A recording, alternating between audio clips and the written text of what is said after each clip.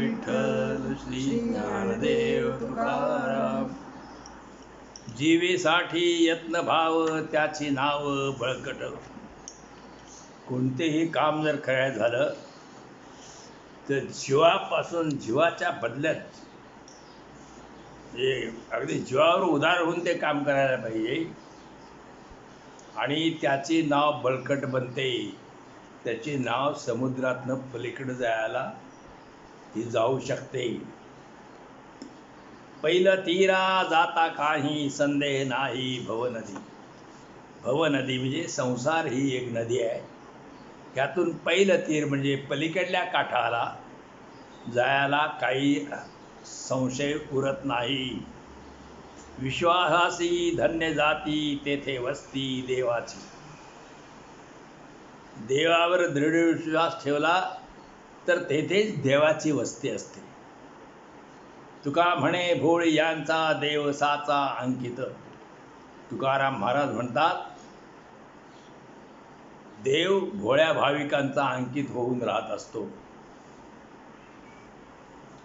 उचित ते काय जाणावे दुर्बळे थोरवेचे काळे तोंड देवा.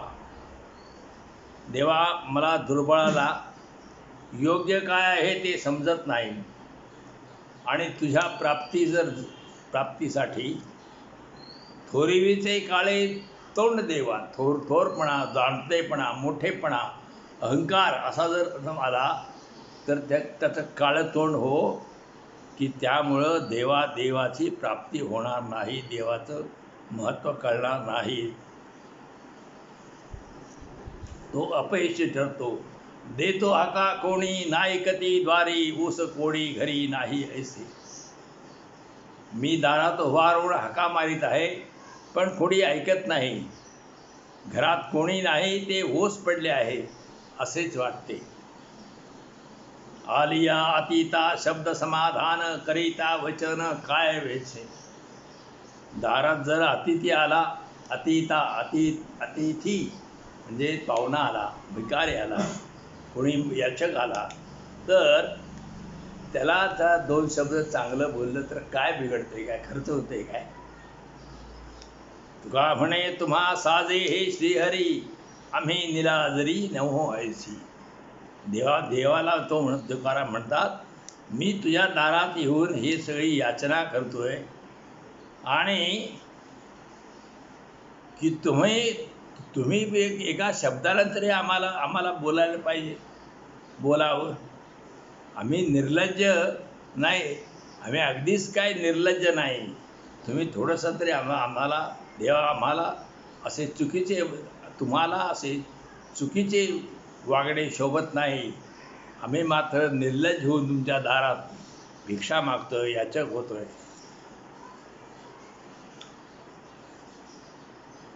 अधिकार तैसा दावेला मार्ग चालला हे मग कळो येते.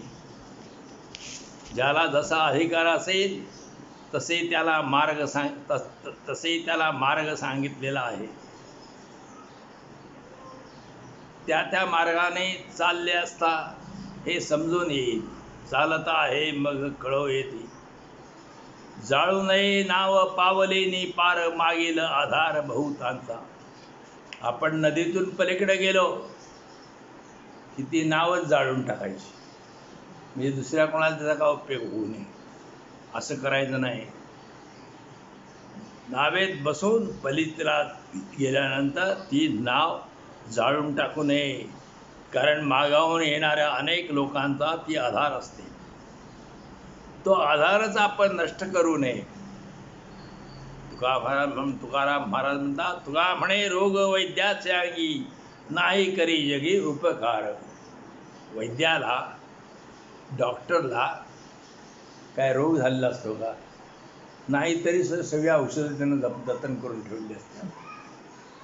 तसं जो आहे ना डॉक्टर आहे वैद्य आहे तो अंगात रोग नसताना सुद्धा ती औषधं जमा करून ठेवतो.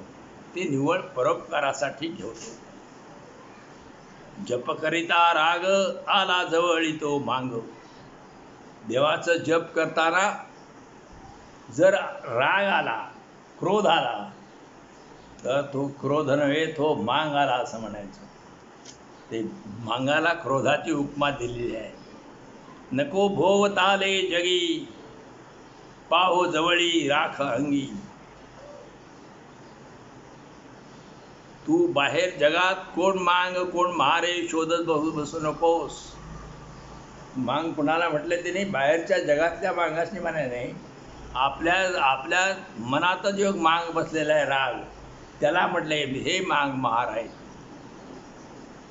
नको भोव ताले जगी, पाहो जवळी राख अंगी. कुड्याची संगती सदा भोजन पंगती.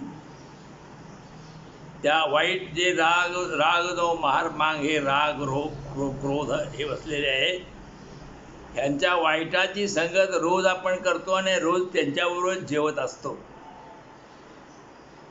तुका म्हणे ब्रह्म साधी विरहित कर्म. तुकाराम महाराज म्हणतात कर्मकांडाविरहित असे जे ब्रह्म ते तू प्राप्त करून घे. आता पुढचा अभंग आहे. फिरंगी वाखर लोखंडाचे विळे. लोखंड जे आहे, लोखंडापासून फिरंगी तयार करतात. फिरंगी म्हणजे तलवार तयार करतात. वाखर म्हणजे वस्तारा तयार करतात, नाव्याचा जो असतो तो.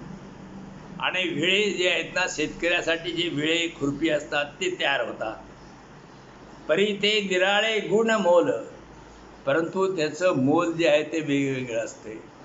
तरवारीचं मोल वेगळं असतंय, वस्त्राचं मोल वेगळं असतंय आणि विळ्याचं मोल वेगळं असतंय.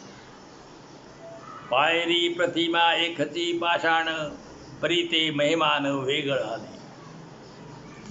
देवाची मूर्ती प्रतिमा जी आहे ती पाषाणाचीच असते आणि देवळात जायला जी पायरी असते ती बी पाषाणाचीच असते. परंतु दोन्हींचा महिमान आहे. मूर्तीचं जे ज्या पाषाणाची मूर्ती बनलेली असती त्याची महती फार, त्याचा महिमान मोठेपणा वेगळाच असतो. तुका म्हणे तैशा दिसती लप्परी, संत जना सरी सारखिया.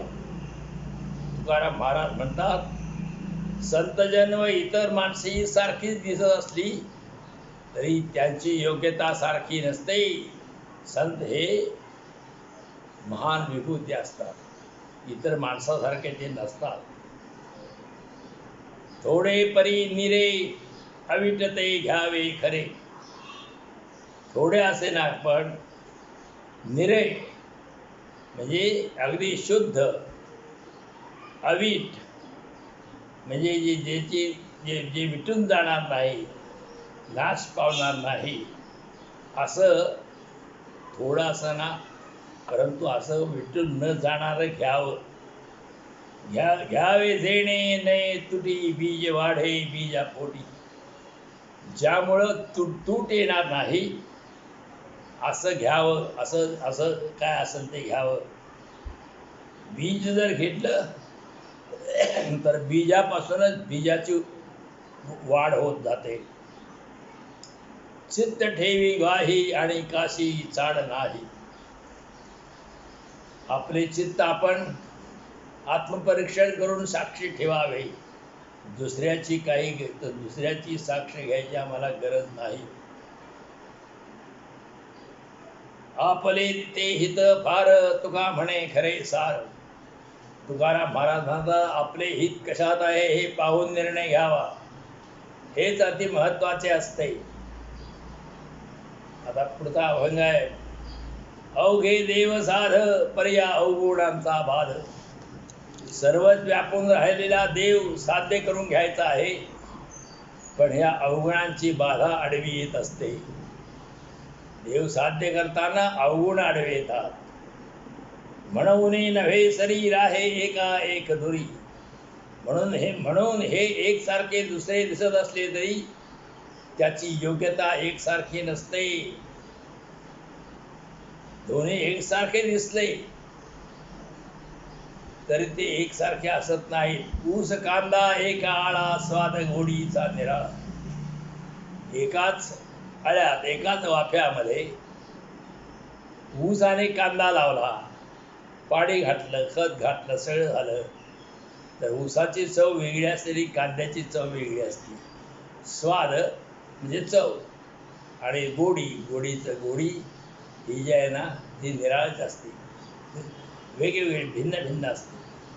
तुका म्हणे नव्हे सरी विष अमृताची परी. तुकाराम महाराज विष आणि अमृत यांची बरोबरी कधीच होऊ शकणार नाही, सरोबरी कधी होणार नाही. आता सांगतात तुकाराम महाराज, हे सगळे अभंग जे आहेत ते तुकारामाची शिकवण आहे. साधने तरी हीच दोन्ही, जरी कोणी साधील. देवप्राप्तीची, परमेश्वराच्या प्राप्तीची साधनं दोनच आहेत. जर कोणाला साध्य करून घ्यायचं असेल, देवाची प्राप्ती करून घ्यायची असेल, तर दोनच साधनं आहे. कोणती? परद्रव्य पर नारी यांचा धरी विटाळ. दुसऱ्याचं धन आणि परस्त्री यांचं हे विटाळ असा माना, हे वाईट आहे असं समजून वागा. ह्यांचा संबंध सुद्धा येऊ देता उपयोग नाही. असं जर समजलं तर देव आपोआप प्राप्त होतो. देव ते डोंगरात जाऊन हे करून तपश्चर्या करून भजन करून प्राप्त होत नाही. देव भाग्ये घरा येती, संपत्ती त्या सकळा. आणि असं जर झालं तर देवाच्या भाग्यानं सगळ्या संपत्ती आपोआप घरी चालत येतात. कशा येतात ते कळत सुद्धा नाही, एवढं चांगलं वागलं. आणि हे जर केलं, दुसऱ्याच्या चोरी करायच्या, परस्त्रीचं हे करायचं, त्यांचा नाश होऊन जातो, त्यांच्या घरांची वाट लागते. लक्ष्मीने अन्नान दशा होती, टाचा घासायची पाळी. तुका म्हणे हे ते शरीर ग्रह भांडार देवाचे. आणि जर परद्रव्य परगार यांचा विटाळ मानला तर सगळी भाग्य त्याच्या घरी येतील. आणि असा जो माणूस असेल तर त्याच्या हृदयात जाऊन देव कायम बसलेला असतो. तुका म्हणे ते शरीर ग्रह भांडार देवाचे. भांडार म्हणजे स्टोर, देवाचं स्टोर रूम आहे ती. आता पुढचा अभंग आहे, ते देव प्राप्तीसाठी काय करावं हेच आहे पुढच्या अभंगात. इथुले करी भलत्या परी. काय का असणार, भलतं सलतं काय बी असू दे, पण एवढंच कर म्हणतोय तो. काय म्हणतोय? परद्रव्य पर नारी, सांडून अभिलाष अंतरी, वर्ते व्यवहारी सुखरूप. परद्रव्य आणि परस्त्री यांची इच्छा, यांच्याबद्दलची अभिलाष हा सोडून दे, अंतरातलं मनातलं सोडून दे. आणि मग व्यवहारात सुखरूपपणे राहतो. काय बिघडत नाही संसारात राहिलास तरी. आता हे एक सांगितलं. दुसरं सांगितलं, नकरी दंभाचा सायास. तू दंभ करू नकोस, हे ढोंग करू नकोस. स्वामी समर्थ ढोंग केलेले कोल्हापुरात सापडल्यात होता. ते 2-4 कोटी रुपये चोरलेले कारण्या बिऱ्याची पोलिस धरून पकडून देतात. दंभ, तुझा देव बोलतोय मी तोंडात. पोलिसांनी बडवलं, आता देव चांगलाच बोलतोय त्यांचा. तर दंभ कधीच आम्ही चांगला आहे असा हे करायचं नाही. नसताना मी चांगला आहे म्हणायचं. चांगला आहे असं कळते. न लगे चंदना पुसावा परिबळ. चंदन काय सांगित नाही, मी सुवासिक आहे, मी सगळ्यांशी कळते सुवासिक आहे. ते सांगायची काही गरज आहे? न करी दंभाचा सायास म्हणजे प्रयत्न करू नका ढोंग बांबाजीचा. शांती राहे बहुवस. तुम्ही मनानं शांत राहा. किती काय झालं तर आपले शांतता बिघडू देऊ नका. जिव्हे सेवी सुगंध रस, न करी आळस राम नामी. रामाचं देवाचं रामनाम घेताना आळस करू नका. आणि जिभेनं ते रामनामाचा सुगंधित रस घ्या. हे उपाय सांगितल्या. चांगलं वागायचं कसं, आपल्याला देव कसा भेटेल त्याचं हे उपाय आहे. आता तिसरा उपाय आणि तिसऱ्या ओळीत उपाय सांगितला आहे. जनमत्र मित्र होई सकळांचा. लोकांचा तू मित्र हो, सगळ्यांचा, सगळ्या लोकांचा जनमित्र हो. कुणालाही तू दुखवू नकोस, कुणाचाही शत्रुत्व करू नकोस, तर कोणाशीही वैर करू नकोस. आणि पुढे म्हणतोय अशुभ न बोलावी वाचा. वाचेनं अशुभ काहीतरी बोलायचं नाही. ही वाचेनं ही मांडवाच्या दारा आज काय तो म्हातारा कसो हे आहे तर तो म्हातारा काहीतरी अशुभच बोलतोय, तर तो एक अभंग आहे तुकारामांचा. तसं कधीही अशुभ बोलू नये, शिवी देऊ नये. जिव्हे अशुभ न बोलावी वाचा, संग न धरावा दुर्जनाचा. दुष्ट लोक आहेत, दुर्जन लोक आहेत, त्यांची कधीही संगत करू नये. आणि कधी संतांची संगतीचा प्रयत्न करून संतांची संगत करावी. करसी देवाविन आस, अवघी होईल निरास. आशा करायची झाली तर देवाची आशा कर, नाहीतर सगळी तुझी निराशा होऊन जाईल. तृष्णा वाढविसी बहुवस, कधी सुखास न पावसी. तृष्णा म्हणजे आहे, तृष्णामध्ये हाव, हे पाहिजे ते पाहिजे ते पाहिजे. ही जर तू वाढवलीस तर तुला कधीच सुख प्राप्त होणार नाही. सुख कधीच प्राप्त होईल. तृष्णा खूप वाढत नाही. ही हाव, मला हे पाहिजे, मला ते पाहिजे ते पाहिजे, अशी कधी आशा जर वाढवली तर तुला सुख कधी मिळणार नाही. धरुणी विश्वास करी धीर, धरुणी विश्वास करी धीर, करिता देव हाची निर्धार. विश्वास धरून असं ठरव, हे सगळं करणारा जो आहे, करता आहे तो परमेश्वर आहे. देवच करताय, आपण काहीही करता नाही. अशा तऱ्हेने धीर ठेव. तयाचा वाहे एगो क्षोमे भार, नाही अंतर तुका म्हणे. असं जर तुम्ही वागला तर तुमचा योगक्षेम म्हणजे निर्वाह, उदरनिर्वाह. योगक्षेमं वाम्यहम. देव म्हणतोय आता अशा माझ्या भक्ताचा मी योगक्षेम वाहतो. एवढा चांगला जर असेल तर त्याला मी उपाशी ठेवीत नाही, त्याचा योगक्षेम मी पाहतो. नाही अंतर तुका म्हणे. आता पुढं दिलेलं आहे काय पुढं सुद्धा आपलं काही तत्वच सांगितल्यात पुढच्या अभंगात तुकारामानं. नाही निर्मळ जीवन काय करील साबण. साबण चांगला आणला आणि गटारातल्या पाण्यात कापड द्यायला लागले, काय उपयोग द्या साबणाचा. तैसी चित्त शुद्ध नाही, तेथे बोध करील काही. तर चित्तच तळमळ आहे, चित्तामध्ये चोऱ्या करायचं सगळं ठरलंय. आणि बोध केला, चांगले वागावे, सत्याने वागावे, धर्माने वागावे, तो कशाला वागेल चांगला. त्याचं चित्तच शुद्ध नसतंय.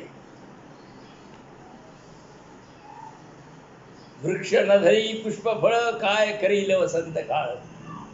काही झाडं जी आहेत ना, त्यांना फुलं बी येत नाहीत आणि फळं बी लागत नाही. मग वसंत ऋतू येऊन सुद्धा त्याचा काय उपयोग त्या झाडासनी.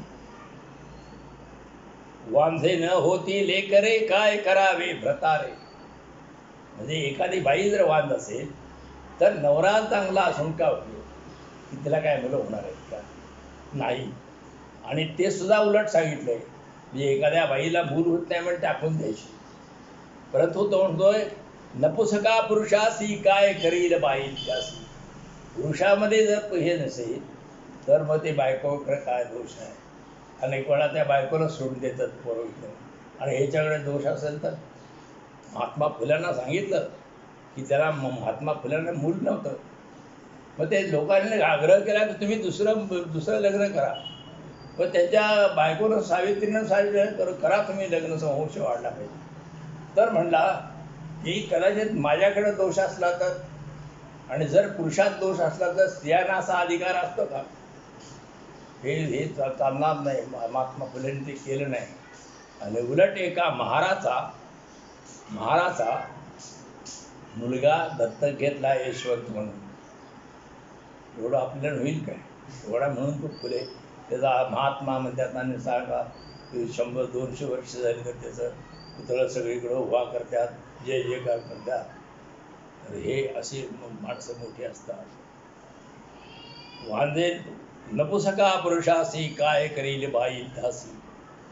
प्राण गेलिया शरीर काय करील व्यवहार. शरीर आहे, शरीरामध्ये प्राण आहे म्हणून सगळं शरीर हे करतंय. प्राण न निघून गेला तर काही उपयोग होत नाही. आणि तुकाराम महाराज म्हणतात, जीवने तुका म्हणे जीवने वीण पीक नव्हे नव्हे दान. पाण्याखेरीज कुठलंही पीक येत नाही. पाणी सोडून कोणतंही पीक, कदाचित जमीन सोडून आता पाणी वर त्या ह्याच्यात आपाप हे टाकून वाळू टाकून किंवा त्याचं हे नारळाची शेंडीचं हे करून कोकोपीट तयार करून त्यात ते करतात. जमीन नसली तरी चालते. परंतु पाण्याशिवाय पीक होत नाही. पाण्याशिवाय पीक कधीही येत नाही. आता पुढचा प्रश्न अभंग आहे. एका बीजा केला नाश मग भोगिले गणीस. शेतात जर धान्य पिकवायचं असेल तर एक बी घालवायला लागतंय, मग कणीस जन्माला येतो. एक भातकोटा जन्माला घातला तर भाताचं रोप पुढं तयार होईल. 500 ते 600 झाडे भात असतात. एक जर हे मक्याचं बी पेरलं, मक्याची कणसं एक दोन लागतात, 1000 दाणे ते सोडतात. तर हे एक बी अगोदर नष्ट करायला लागते, मग हे पुढचं मिळतंय. कळे सकळा हा भाव लहान थोरावरी जीव. लहानपणापासून थोरापर्यंत सगळ्यांना हे गोष्ट कळती. लाभ नाही फुकासाठी केल्या विण जीवसाठी.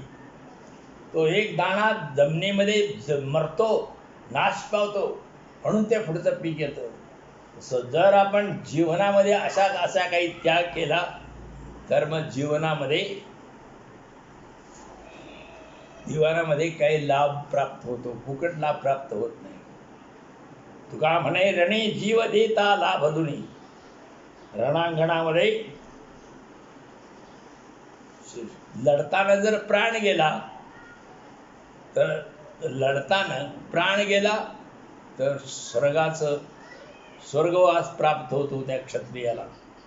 आणि तो जिंकला तर पृथ्वीचं राज्य मिळतं. म्हणून 2 प्रकारचे लाभ असतात.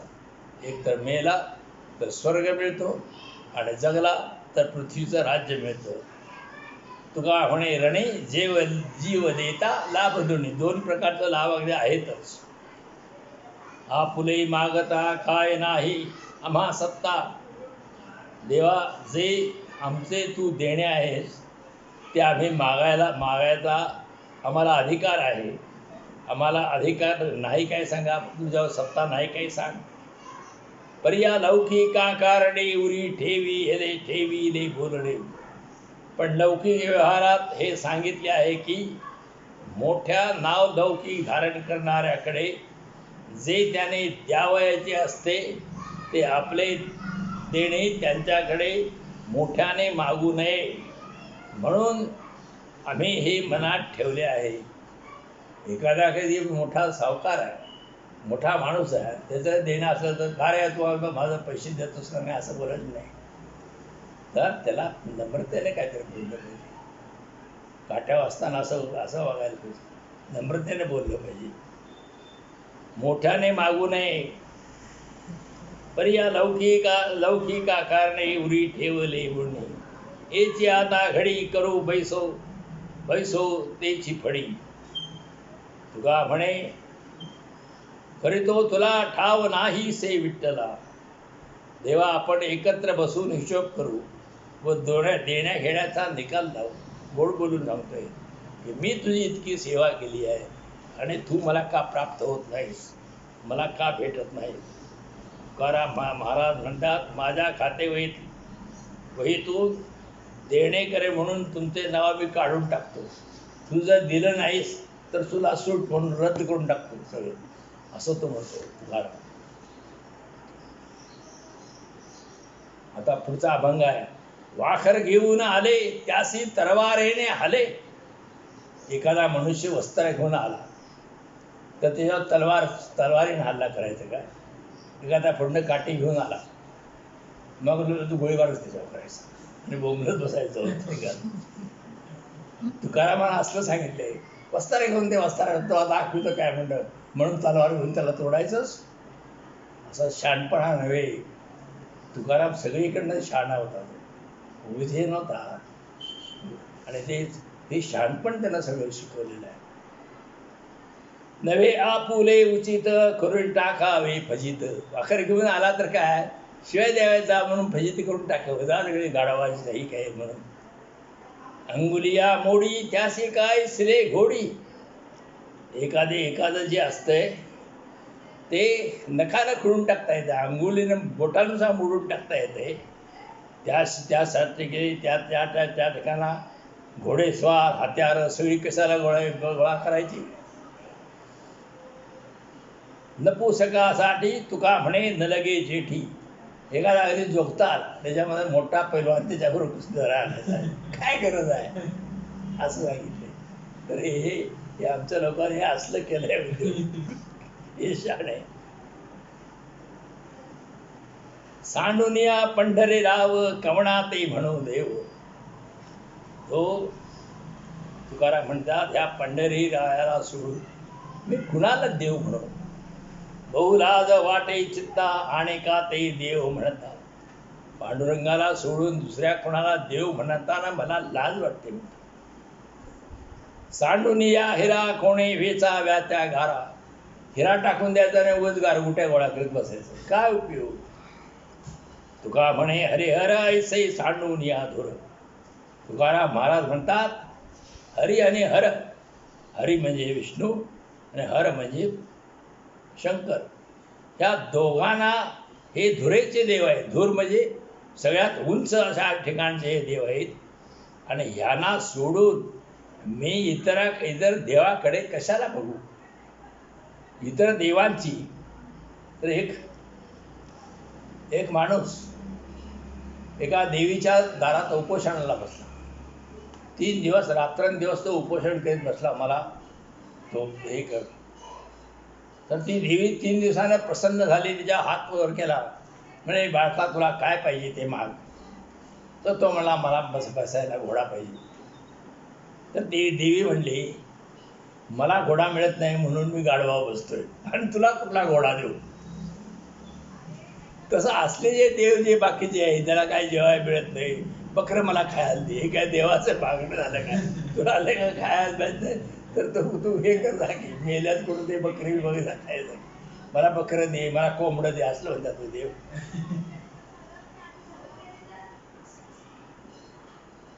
नका वाटू मन विधी निषेधासी स्मरावा मानसी पांडुरंग. विधी निषेधाच्या कचाट्यात तुम्ही मन गुंतवू नका. विधीमध्ये चांगले कामं आणि निषेध म्हणजे वाईट कामं. चांगलं कोणतं वाईट कोणतं अशा कामाचा विचार करीत बसू नका, तिची वाटणी करीत बसू नका. फक्त पांडुरंगाचं स्मरण करा. सतत स्मरावा मानसी पांडुरंग. मनात पांडुरंगाचं स्मरण करा. खादलिया अन्ना मासी बोलवले. तुम्ही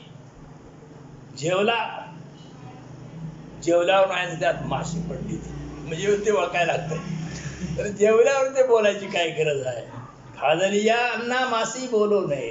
हे नुसतं भजन सांगितलं नाही, हे कसं वागावं ते बी सांगितलंय तुकारामांनी. असं हरे हरी राम राम करीत बसा असं नाही, चांगलं कसं वागावं ते बी सांगितले.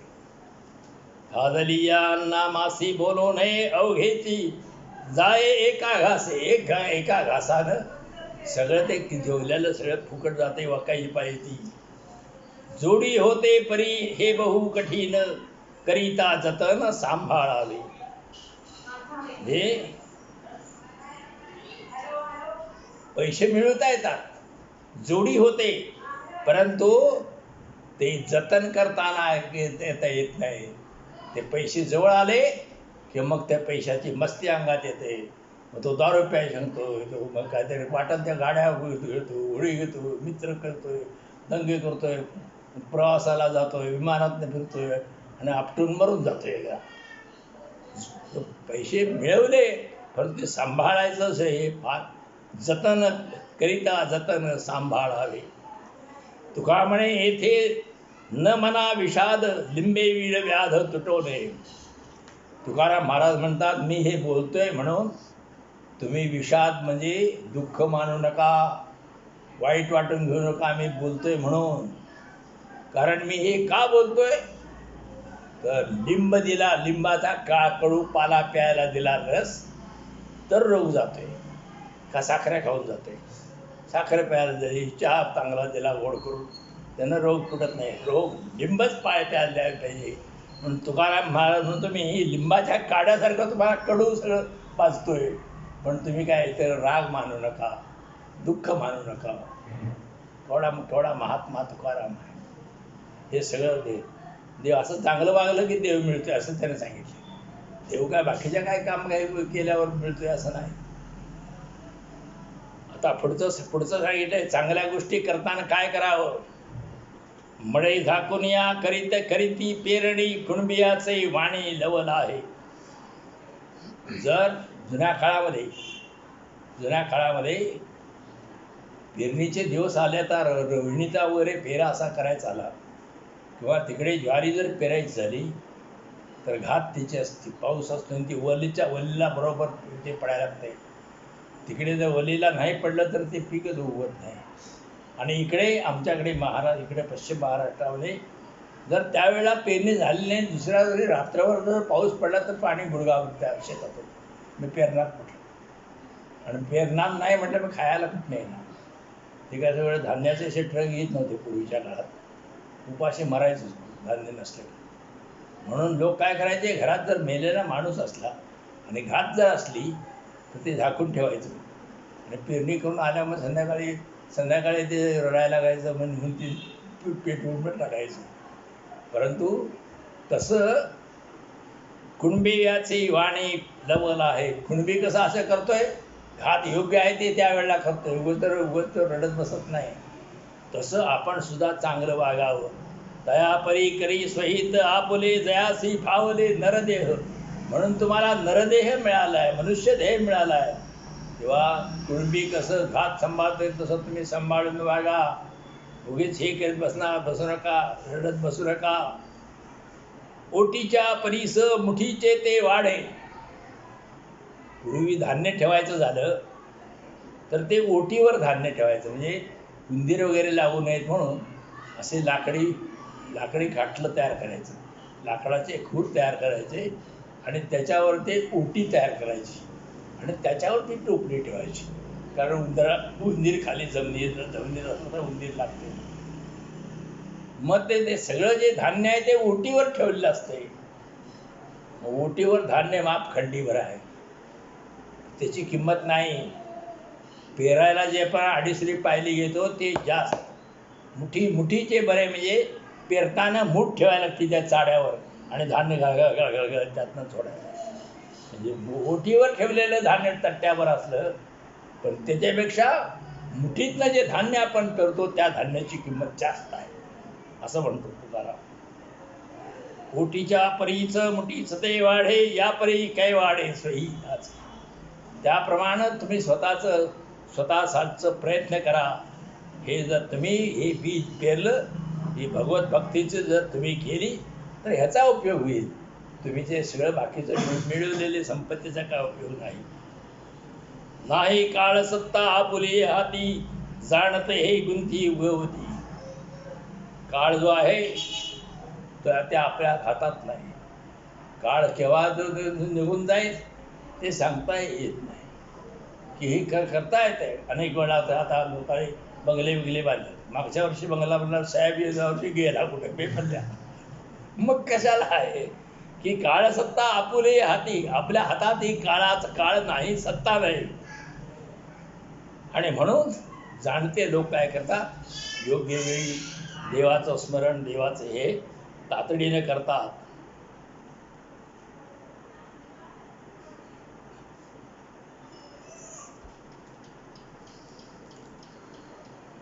जेव्हा हा प्रपंच करत असतो माणूस, तेव्हा प्रपंच करते वेळी की जरा प्रपंच करते वेळी काही स्थिर गोष्टी, घर बांधणं, जमिनी घेणं, जमिनी करणं, ह्या गोष्टी कराव्यात.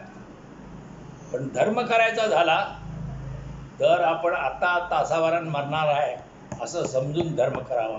का तर आता जी धर्माची जी आता हे वाटतंय की एखाद्याला आपण तर काय ते देणगी द्यावी, नंतर मग संध्याकाळपर्यंत वाटतंय काय म्हणून द्यायची आहे, राहून दे. म्हणून लज्जालक काही गोष्टी कराव्यात आणि काही नंतर करू नयेत. तुका म्हणे नाही काळ सत्ता आपुली हाती, जाणते हे गुंती उगवती. तुका म्हणे पाहे आपुली सूचना, करी तो शहाणा मृत्यू रोखी. तुकाराम महाराज म्हणतात, ह्या मृत्यूलोकामध्ये जो शहाणा आहे, या मृत्यूलोकामध्ये मी माझी सूचना करीत आहे. मृत्यूलोकी जो शहाणा असेल त्याने ह्याचा विचार करावा. हे मी बरं सांगितलेलं आहे. असं कसं मडे झाकून पेरणी कशी करावी किंवा हे ओटीच्या परीस मुठीचे वाडे, हे मी सगळे जे सांगितलं आहे ते शहाणा कोण असेल त्याने करावं, आणि जो गाढव असेल त्याने नाही केलं तरी चालते. जीवीचे जाणावे या नावे आवडी, हे कडते ओढी अवंगळ. आपल्या मानवी जीवनाचे सार्थक कशात आहे हे जाणून त्याप्रमाणे करावे. पण हट्टी लोक जे अपवित्र अमंगल आहे त्याकडे धाव घेतात. हेकड लोक असतात ते वाईट ज्या गोष्टी आहेत तिकडेच जातात, लक्ष घालतात. चित्ताच्या संकोचे काहीच न घडे, अतिशय वेळी चारतेची. चित्त जर संकुचित असेल, चित्त जर त्याचं विकसित झालेलं नसेल, प्रगल्भ नसेल, तर त्याच्या हातून काहीच भरीव काम होणार नाही. फक्त वेड्याप्रमाणे वागणे होईल. काळाविण काही नाही रुचोहेत, करुणी संकेत ठेविला. काळ योग्य आल्याखेरीज काही खरे समजून येत नाही. हा जुनाच चालत आलेला सिद्धांत आहे. काळ आल्याशिवाय ते काही चांगल्या गोष्टी घडत नाही. तुका म्हणे कळे वचने चाचणी, काय बोलावुनी वेळोवेळा. तुकाराम महाराज म्हणतात, याची प्रचिती बोलण्यामधून केव्हा केव्हा समजून येत असते. पुन्हा पुन्हा कशाला सांगू मी. पुढचा अभंग आहे. कृष्णांजने झाले सोजोळ लोचन. अंजन, डोळ्यात अंजन घालतात चांगलं दिसावं म्हणून, पण तो म्हणतोय माझ्या डोळ्यामध्ये मी श्रीकृष्णाची भक्ती हेच अंजन घातलेलं आहे, आणि ते अंजन घातल्यामुळं माझं लोचन म्हणजे डोळे शुद्ध झालेले आहेत, सोज्वळ झालेले आहेत. तेने दिले वाण निवडूनी, आणि त्यामुळे माझे डोळे सोज्वळ झाले आहेत. त्यामुळे सर्व प्रकार मला त्यामुळे निवडून घेता येतात. निरोपाच्या माये करी लडबड, त्याचे त्याने गोड नारायणे. त्यामुळे मी देवाचा निरोप सांगण्याची ही खटपट करीत असून मी त्या नारायणास गोड वाटत आहे. भाग्यवंता घरी करिता विश्वासे, कार्य त्या सरीसे होई जेते.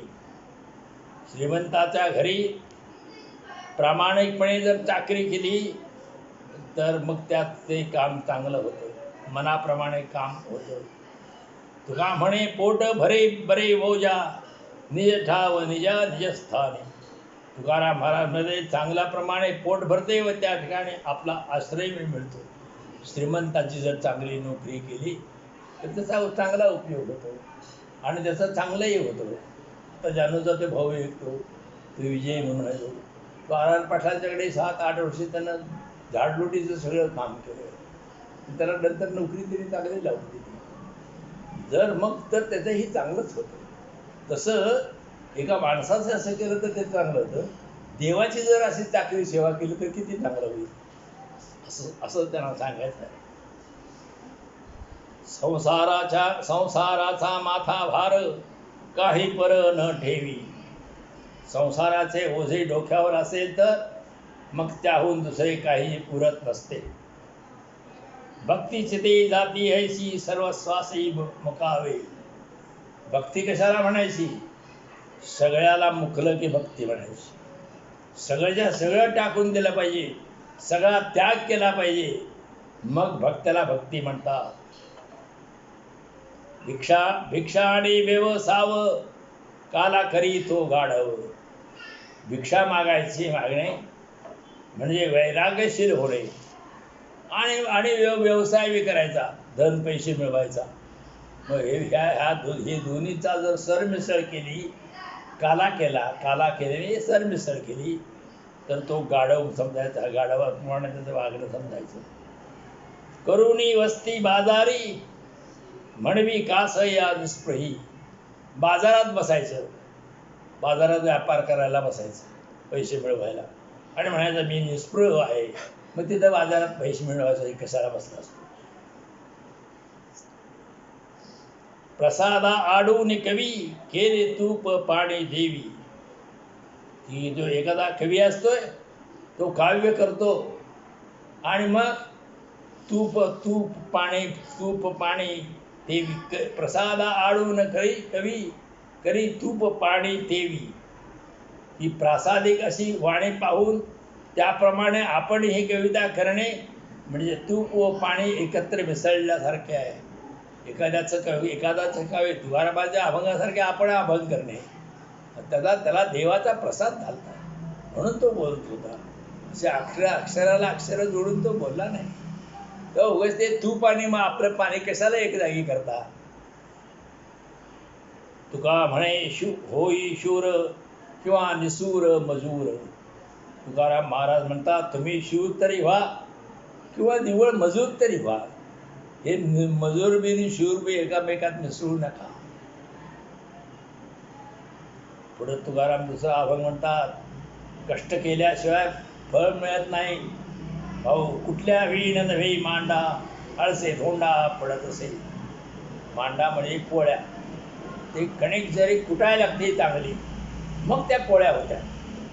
तुकारामाला ते सगळं माहिती होतं. त्या पोळ्या खायचं माहिती नव्हतं त्याला माहिती होतं कुठल्या विण्या नव्हे मांडा आणि आळस केला कुटायचा तर मग काय म्हणून तो पोळीच होणार नाही, धोंडा पडते. त्या ठिकाणी आळसे धोंडा पडत असे. राग नको धरू मनी कांडमणी सांगतो. तुम्ही राग धरू नका, मी ह्याच्यातली गुप्त गोष्ट काय असते तुम्हाला सांगतोय. करटा पुढे बरे नाचे सुतकाचे मुसळ. ते जे हे आहे ना, तरटा पुढे बरे नाचे. जर घोडा जो असतो तर त्याला ते पुढं ते फटकारे घेऊन उभा राहिला की नाच म्हटले की नाचतोय, नाही तर झम्माटा बसतोय ना त्याला. किंवा मुसळ जी आहे त्या मुसळाला दोरी अशी बांधतात आणि दोरी बांधून ते जर हे फिरवायला लागलं तर मुसळ सुद्धा नाचते. हे करतात इकडं तिकडं असं करून मुसळ नाचते. सूत काचे मुसळ. सूत जे मुसळाला काचे म्हणले कचकटून मुसळाला सूत बांधायचं आणि मग जर ते गेलं तर मुसळ सुद्धा नाचते. तुका म्हणे काठी सार करी फार शहाणे. तुकाराम महाराज म्हणते काठी ही भयंकर महत्वाची असते, त्यामुळे ती शहाणं करते लोकांची. काय तुका म्हणे काठी सार करी फार शहाणे. पुढचा अभंग आहे, जनदेव तरी पायाची पडावे त्यांची या स्वभावे चाड नाही. सर्व देवाचीच रूपे आहेत, त्यांचे गुण अवगुण विचारात न घेता पाया पडावे. अग्नीचे सौजन्य शीत निवारण पालवी बांधवण नेता विज्ञान. लोकांचं पाया पडावं ठीक आहे, म्हणून त्यातले गाढव जे आहे त्या सगळ्यांनी आपल्या घराकडे यायचं किंवा नाही ते त्यांच्याशी वागायचं गरज नाही. आपण विस्तव जो आहे विस्तवाचा ढग केला तर थंडी दूर होती. शेकायचं परंतु तो चांगला आहे म्हणून त्यात पदरात बांधून घेतला की चांगला आपलं थंडी निवारण करतोय, ह्याला आपण बांधून आपल्या ट्रॅव्हलमध्ये फडक्यात बांधून घेऊन जाऊया. त्याचा ते नेऊन काय उपयोगी नाही. तुका म्हणे विंचू सर्प नारायण, वंदावे दुरून शिव नये. तुकाराम म्हणजे विंचू आणि साप हे सुद्धा देवच आहेत. म्हणून बिगवी जाऊन त्यांना धरावं आणि पाया पडू नये. लांब तू देव आहेस, तू भक्ती लांब, जवळ यायचं नाही. असं वागावं कसं हे तुकारामाने शिकवले. आता पुढचा अभंग आहे. असे नांद तुहा सर्व हा हरी सर्व जीवी, असे व्यापुनी अग्नी हा काष्ट तेवी. हे अनुष्ठित हे त्या मनाचे श्लोक जसे आहेत तशातला हा. तर हे अनुष्टुप छंदामध्ये हे म्हटले. असे नांद तू हा हरी सर्व जीवी, असे व्यापुनी अग्नी हा काष्ट तेवी. काष्टामध्ये लाकडामध्ये अग्नी हा असतोच. फक्त त्याला दुसरं अग्नी बाहेरून लावला की मग तो आतला अग्नी प्रज्वलित होतो. त्याप्रमाणे अग्नी जसा प्रत्येक काष्टामध्ये असतो, त्याप्रमाणे देव हा प्रत्येक जीवामध्ये तो नांदत असतो. देव घटी बिंबले बिंब हे ठाई ठाई, तया संगती नाशवा त्यासी नाही. घटामध्ये हे असा घट ठेवला आणि वर आकाशातला चंद्र आहे, ते चंद्र त्यात दिसतो. ते घट भंगला तरी ते चंद्र काय भंगत नाही. तसं तया संगती नाशुहा त्यासी नाही, की म्हणून ते त्याची त्या घटाची संगत त्या बिंबाने केली म्हणून मूळ बिंब जे आहे त्याचा काय नाश होत नाही, चंद्राचा नाश होत नाही. तन वाटिता क्षीर हे होत नाही. तन म्हणजे गवत, पिंडी ही वाटली तर त्यातलं दूध निघते नाही. पशु भक्षिता पालटे तेची देही. ते जर गाईला खायला घातलं, म्हशीला घातलं तर दूध होते. आणि आपण वाटून बघितलं तर ये दूध म्हणून शेतलं नाही. तया वर्मतो जाणता एक आहे, असे व्यापक व्यापुनी अंतर्बाहे. तर हे त्याचं वर्म काय आहे, तो जाणणारा एक प्रभू परमेश्वरच आहे. आणि तो सगळ्या आतून बाहेरून सगळीकडे तो देव व्यापक असा आहे. फळ कर्दळी शेवटी येत आहे. कर्दळीचं झाड आहे, त्याला फुल येते, नंतर मग फळ येते शेवटी. आता मग फळ ते शेवटी येते, तर ते अर्ध्यावरच कर्दळ आल्यावर फाडून बघितलं आत कुठचं फळ आहे ते मिळते. फळ कर्दळी शेवटी येत आहे, असे शोधिता पोकळी माझी काय. धीर नाही ते वाहुगे धीग झाले. ज्याला धीर नाही त्यानं लवकर ते फळ कसं ह्याच्यातलं आहे म्हणून ते कर्दळ फाडून बघितली, काय उपयोग नाही. मग त्या ज्याला धीर नाही त्याचं सगळं आयुष्य धिक झालं, म्हणजे धिक झाला, फुकट गेलं, त्याला आग लागली त्याच्या आयुष्याला. त्याला फळ मिळणार नाही, पुष्प मिळणार नाही, आणि त्यानं केलेले यत्न सगळे व्यर्थ जातात. असे नाम हे दर्पणे सिद्ध केले, असे बिंबते या मळाड ठेले. जे नाम आहे, जे देवाचं नाव आहे, ते दर्पणानं आरशानं सिद्ध केलेलं असतं.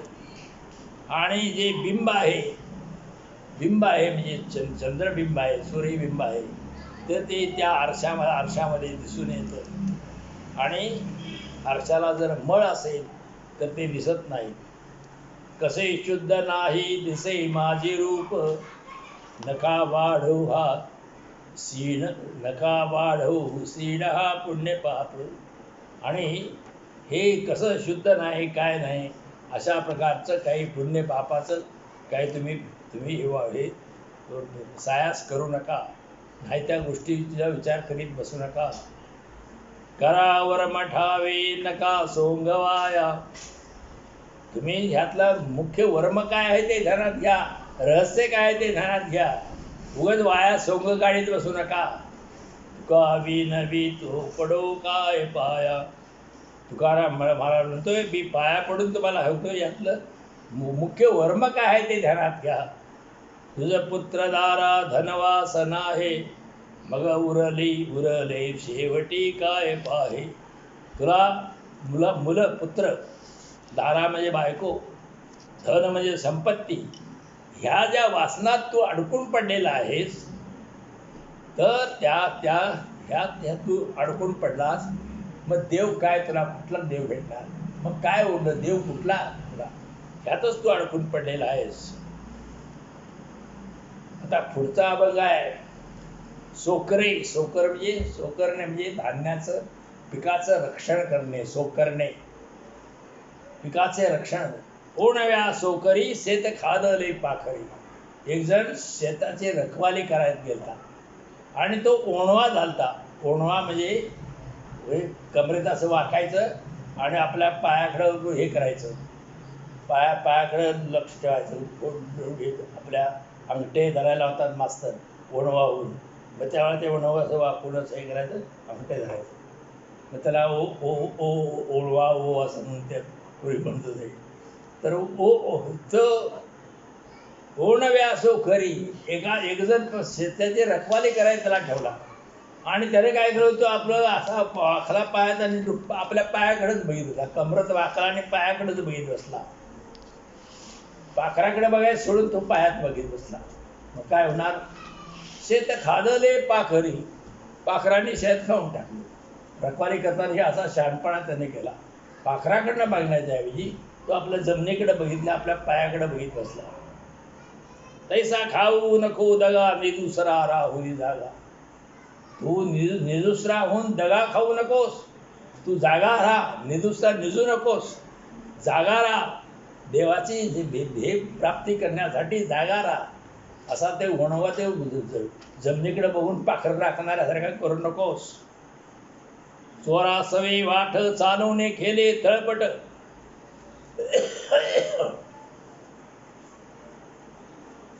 एक माणूस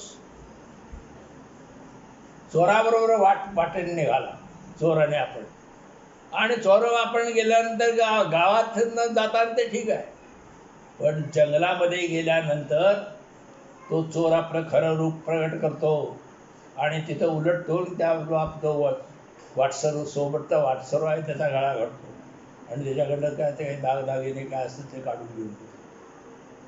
बापा सवचोराची, ज्ञानेश्वराने म्हटलंय, बापा सवचोराची मैत्री चांग, जवन भेटे ते दांग, सामान्य भले अंग उरवून येली. चोराची मैत्री कुठंपर्यंत चांगली असती? जंगलात गेलं नाही तोपर्यंत. तसं ही चोरासवे वाट चालून केले तळपट, आपले वाटोळ होऊन जात आहे. डोळे झागून राहती कुपी पडे दिवसा ज्योती. की काही लोक काय करतात, रात्रीचं कसं वागायचं म्हणून डोळं झाकून वाट चालायला जाते. आपण इथलं पुढं डोळं झाकून चालायला, आणि असं डोळं झाकून पुढे चालल्यानंतर कुपी म्हणजे विहिरीत, कूप म्हणजे विहिरीत पडल्यावर दिवसा ज्योती म्हणजे दिवसा ढवळ्यात विहिरीत पडायची पाळी येते. डोळे झाकून रात्र झाल्यावर कसं चालतात बघूया म्हणून हे शहाणपणा करून जायला लागले चालत. मग ते विहिरीत पडले दिवसा ढवळ्या. पोसी वांज गाये तेथे कैसी दूध साय. वांझोट्या गाईचं जर पालन पोषण केलं तर दूध कसं मिळणार आणि दुधावली साय कशी खायला मिळणार. फुटकी सांगड तुका म्हणे पवे थडी न पवे थडी. फुटकी सांगडी, सांगड जी असते ना, नदीतनं तरुण जाण्यासाठी अशा घागरींची सांगड केलेली असती, तर ती सांगड जी आहे ना, ती घागर फुटकी असते, त्यात पाणी जाणार. त्या पाणी फुटती घ्यायला जर पाणी आत गेलं त्या नदीतनं पलीकडे गेल्यावर पाणी आत भरलं तर ते हे होऊन जाणार, रुडून जाणार. मग फुटकी जर सांगड असेल तर ती पलीकडच्या थडीला पोचत नाही. तसं चांगलं तुम्ही जर वागला, ओणव्यानं शोक पाखरं राखायला लागला, किंवा चोराबरोबर तुम्ही वाट चालू लागला, किंवा दिवसाचं तुम्ही अंधारला डोळे झाकून चालू लागला, किंवा वांज गाय पोसू लागला, तर तुमचा उपयोग होणार नाही असं सांगितलं आहे. कसं कसं वागू नये ते. तुकाराम महाराज म्हणतात, फार काय करू नका, परंतु देवप्राप्तीसाठी थोडं तरी करा. काय? नका घालू दूध जयामध्ये सार. दूध तुम्ही घालू नका, दूध कुणाला देऊ नका. ताकाचे उपकार तरी करा, पण ताक आहे ते तरी द्यायला काय वाईट आहे का तेही द्यायचं नाही. ताकाच तरी उपकार करा. नेदा तरी हे हो नका देऊ अन्न. एखाद्याला अन्न द्यायचं नाही, भाकरी तुकडा दिवसा वाटत असेल, जीव घाला असं वाटत असेल, फुकाचं जीवन तरी पाजा. अरे निदान पाणी तरी आल्याबरोबर तांब्यावर द्या त्याला. तुका म्हणे मज सगुणाची चाड, पुरवा कोणी कोड दुर्बळाची. तुकाराम महाराजांना निर्गुण परमात्मा ब्रह्म हे सगळं राहू दे, मला सगुण जो देव आहे, तर सगुण देवाची भक्तीचं माझं जे कोड आहे, माझं जी ओढ आहे, मला जी आवड आहे, तेवढं तरी माझी आवड पूर्ण करा.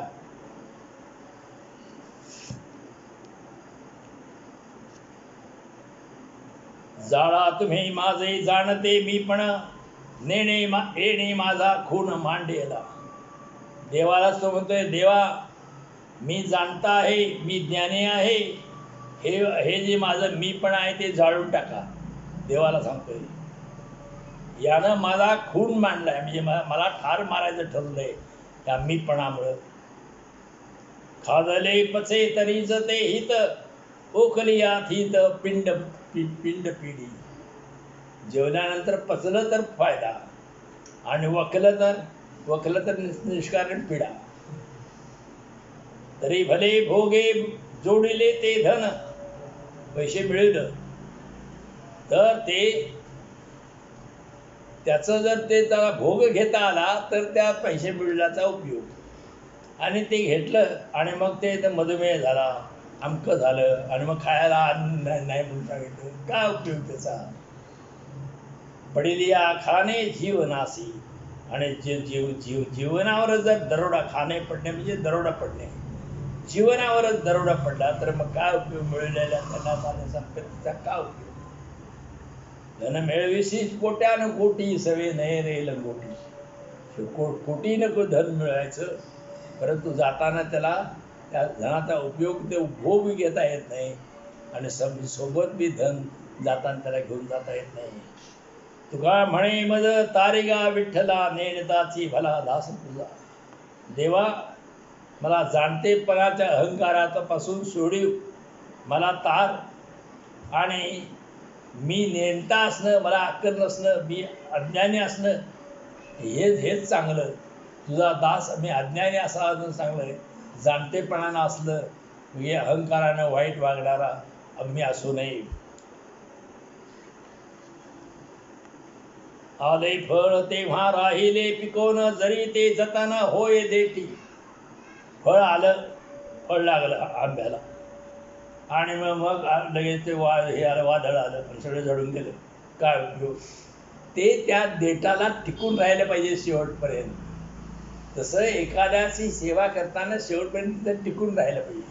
तो मध्येच सोडून दिलं, मारली त्याला दांडी, काय उपयोग. तर तिथं ते देठाला जतून राहिलं ते फळ होत आहे.